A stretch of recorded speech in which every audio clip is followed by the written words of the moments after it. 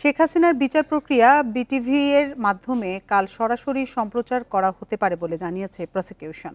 এজন্য প্রস্তুত করা হয়েছে ট্রাইব্যুনালের এজলাস কক্ষ। সম্প্রচারের আগে অনুমতি নিতে হবে ট্রাইব্যুনালের। কাল শেখ হাসিনার বিরুদ্ধে দাখিল করা হবে আনুষ্ঠানিক অভিযোগপত্র।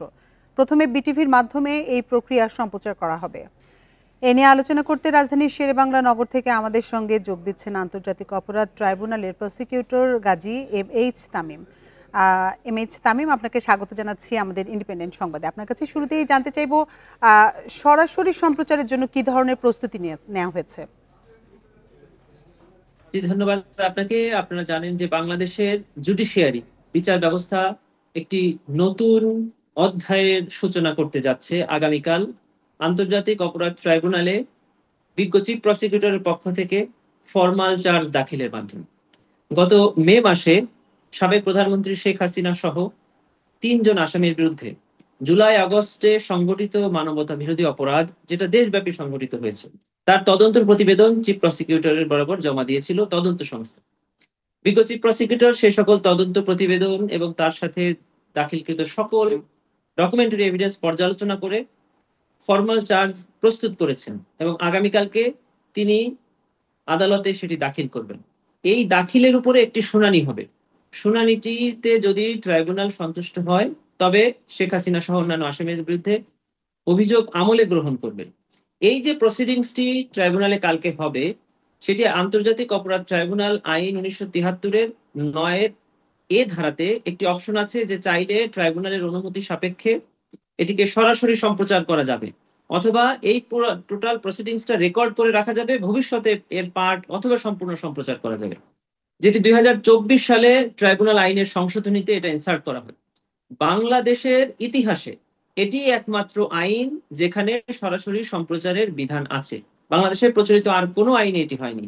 ট্রাইব্যুনালের আইনে প্রথম ইনসার্ট করা হলেও ট্রাইব্যুনালের কোনো প্রসিডিংস এখনো সরাসরি সম্প্রচার করা হয়নি। আগামীকালকে ট্রাইব্যুনালের অনুমতি সাপেক্ষে আমরা প্রথম এটিকে সরাসরি সম্প্রচারের উদ্যোগ নিয়েছি। গভর্নমেন্টের পক্ষ থেকে ট্রাইব্যুনালের সকল সেটআপ, তার মানে ক্যামেরা, স্পিকার এবং যেখানে যেগুলোতে আমরা কথা বলবো, জাজেসরা যেখানে বসে থাকবেন, সকল কোর্টরুমকে ডিজিটালাইজড করা হয়েছে সরকারি ব্যবস্থাপনায়, এবং বাংলাদেশ টেলিভিশনকে এই অ্যাক্সেস দেওয়া হয়েছে। তারা এটিকে ট্রাইব্যুনালের অনুমতি সাপেক্ষে ব্রডকাস্ট করতে পারবেন এবং সকল প্রাইভেট চ্যানেল বিটিভির কাছ থেকে সেটিকে নিয়ে তারাও সম্প্রচার করতে পারবেন। এরকম অপশন রাখা হয়েছে। এটি যদি কালকে ট্রাইব্যুনাল অনুমতি দেন এবং সেটি হয়, তাহলে সাধারণ মানুষ দেখতে পাবে বিচারটি, এবং বিচার দেখতে পেলে তাদের কাছে ন্যায় বিচারের একটি আশা জন্মাবে, যে দীর্ঘ অবিচারের অধ্যায় এ দেশবাসী দেখেছে, সেখান থেকে মানুষ আস্তে আস্তে বের হয়ে যাবে বলে প্রসিকিউশন মনে করে। জি জনাব তামিম, এই সরাসরি সম্প্রচারের উদ্দেশ্য কি বিচার প্রক্রিয়ার স্বচ্ছতা নিশ্চিতের লক্ষ্য? একমাত্র উদ্দেশ্য এটাই, বিচার প্রক্রিয়ার স্বচ্ছতা। মানুষ দেখেন বিভিন্ন জায়গায় বিভিন্ন প্রোপাগান্ডা চালিয়ে বেড়াচ্ছে যে এখানে কি বিচার হবে ওটা আমরা জানি, অথবা কিভাবে বিচার হবে এটা তো আমরা দেখতে পাচ্ছি না। সেই ন্যায় বিচারের স্বার্থে, স্বচ্ছতার স্বার্থে এবং পৃথিবীর প্রত্যেকটি কোণায় ন্যায় বিচারের তথ্যটাকে পৌঁছিয়ে দিতে, আপনারা দেখেছেন জুলাই আগস্টে গণহত্যা মানুষের কাছ থেকে আড়াল করার জন্য ইন্টারনেট বন্ধ করে দেওয়া হয়েছিল, আর সেই গণহত্যার বিচার আমরা করছি ইন্টারনেটের মাধ্যমে সারা পৃথিবীতে পৌঁছে দিয়ে। এটি হলো ন্যায় বিচার, এটি হলো মানুষের কাছে ন্যায় বিচার পৌঁছে দেওয়া। জি, আপনার কাছে আরেকটি বিষয় জানতে চাই যে সামাজিক যোগাযোগ মাধ্যমে প্রচারের বিষয়ে কি ধরনের উদ্যোগ নেওয়া হয়েছে? জি, ট্রাইব্যুনালের একটি ওয়েবসাইট আছে এবং ট্রাইব্যুনালের একটি ইউটিউব চ্যানেল আছে।